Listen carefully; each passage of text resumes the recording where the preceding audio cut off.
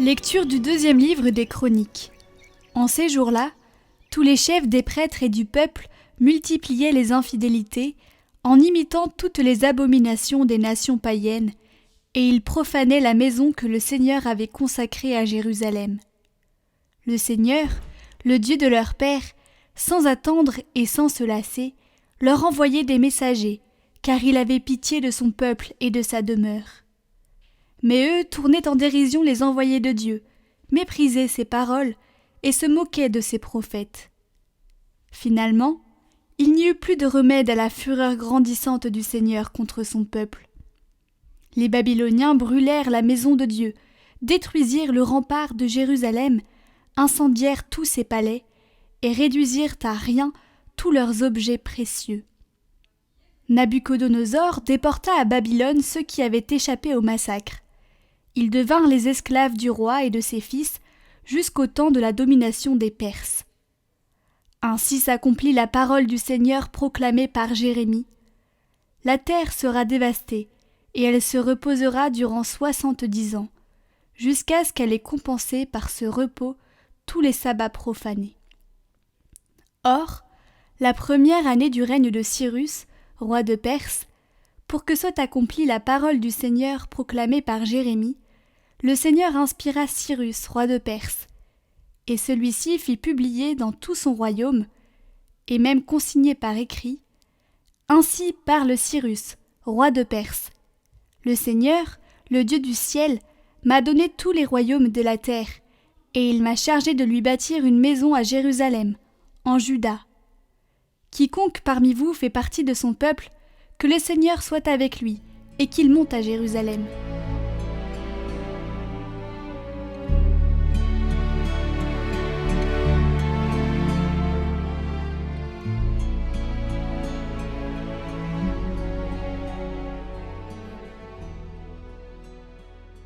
Que ma langue s'attache à mon palais, si je perds ton souvenir. Au bord des fleuves de Babylone, nous étions assis et nous pleurions, nous souvenant de Sion. Au sol des alentours, nous avions perdu nos harpes. C'est là que nos vainqueurs nous demandèrent des chansons et nos bourreaux des airs joyeux. Chantez-nous, disait-il, quelques chants de Sion. Comment chanterions-nous un chant du Seigneur sur une terre étrangère? Si je t'oublie, Jérusalem, que ma main droite m'oublie. Je veux que ma langue s'attache à mon palais, si je perds ton souvenir, si je n'élève Jérusalem au sommet de ma joie. Que ma langue s'attache à mon palais, si je perds ton souvenir.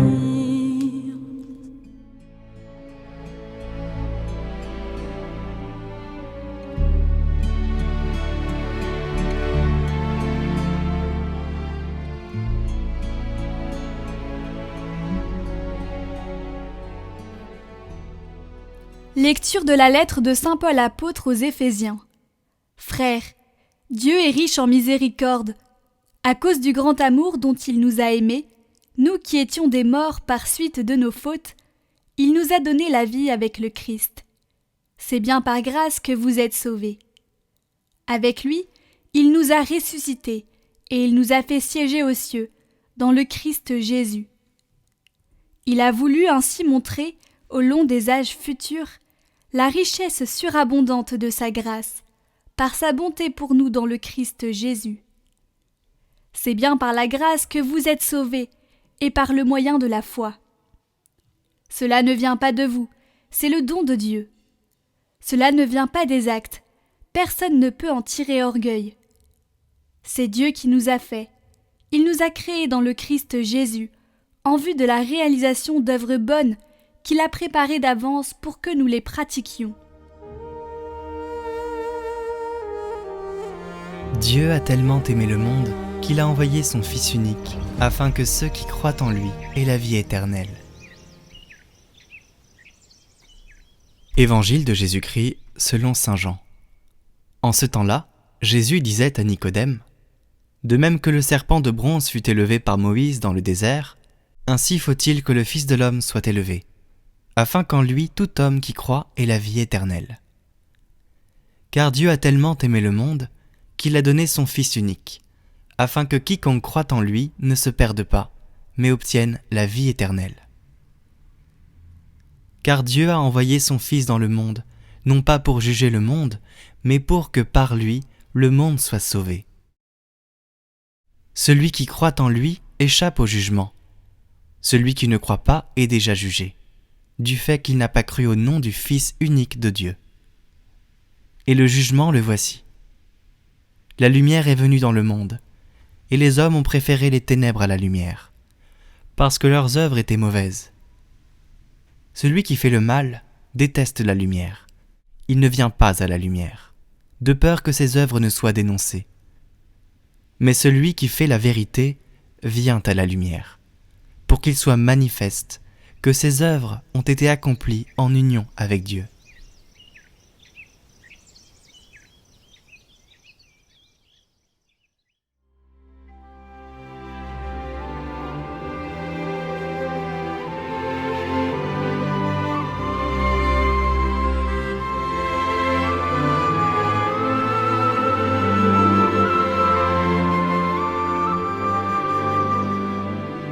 La question du jugement de Dieu nous hante bien souvent, elle nous inquiète parfois.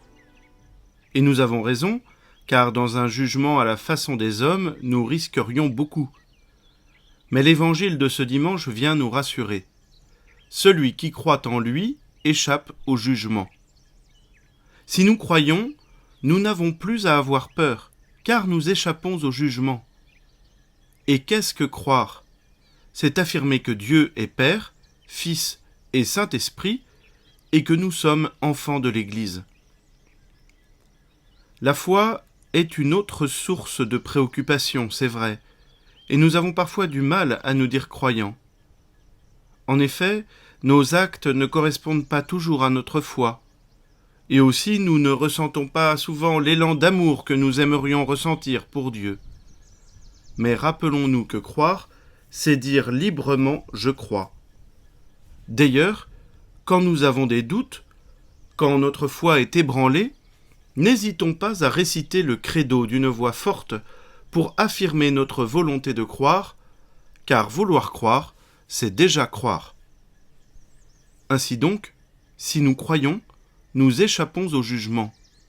Mais si nous refusons de croire, nous sommes déjà jugés. Non parce que Dieu se vengerait, mais parce que nous refuserions le salut. Je vois le jugement comme le moment où Dieu nous tendra la main pour que nous la saisissions. Si nous nous refusons à lui, il ne nous prendra pas de force.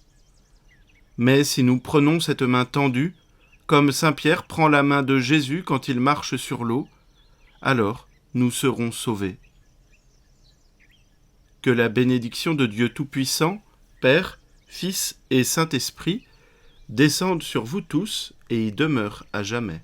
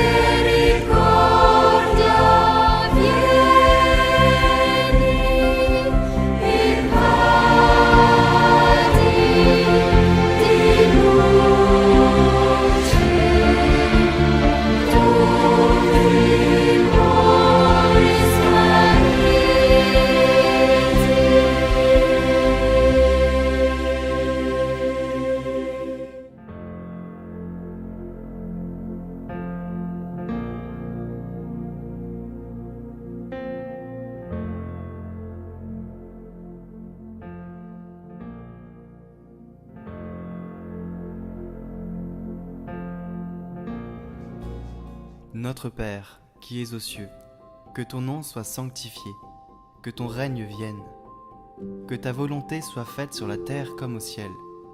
Donne-nous aujourd'hui notre pain de ce jour. Pardonne-nous nos offenses, comme nous pardonnons aussi à ceux qui nous ont offensés. Et ne nous laisse pas entrer en tentation, mais délivre-nous du mal. Amen.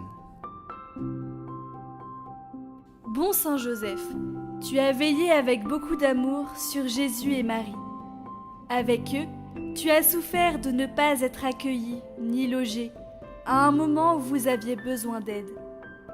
Tu as toujours eu confiance en la providence du Père du ciel qui t'a confié la Sainte Famille. Il savait que tu veillerais sur elle en prenant tes responsabilités et en faisant tout ce qu'il y avait à faire. Nous te confions notre intention.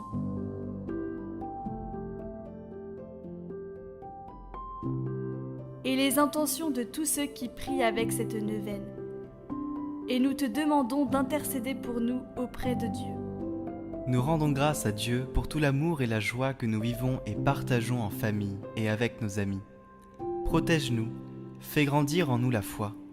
Garde-nous toujours aimants, accueillants et priants. Merci d'avance, bon Saint Joseph, pour ton aide. Amen. Je vous salue Marie, pleine de grâce. Le Seigneur est avec vous. Vous êtes bénie entre toutes les femmes, et Jésus, le fruit de vos entrailles, est béni. Sainte Marie, Mère de Dieu, priez pour nous, pauvres pécheurs, maintenant et à l'heure de notre mort. Amen. Je vous salue Joseph, vous que la grâce divine a comblé. Le Sauveur a reposé entre vos bras et grandi sous vos yeux. Vous êtes béni entre tous les hommes, et Jésus, l'enfant divin de votre virginale épouse, est béni. Saint Joseph, donné pour Père au Fils de Dieu, priez pour nous dans nos soucis de famille, de santé et de travail jusqu'à nos derniers jours, et daignez nous secourir à l'heure de notre mort. Amen. Notre Père, nous sommes tes enfants. Fais grandir en nous l'esprit de fraternité au sein de notre famille, mais aussi envers ceux que nous côtoyons. Que la paix demeure dans nos cœurs et entre nous, comme un trésor. Que grandissent l'entraide, l'attention aux autres et la bienveillance.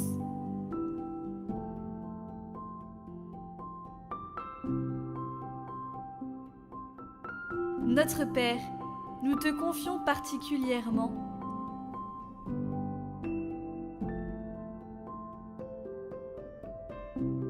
Gloire au Père, et au Fils, et au Saint-Esprit, comme il était au commencement, maintenant et toujours, pour les siècles des siècles.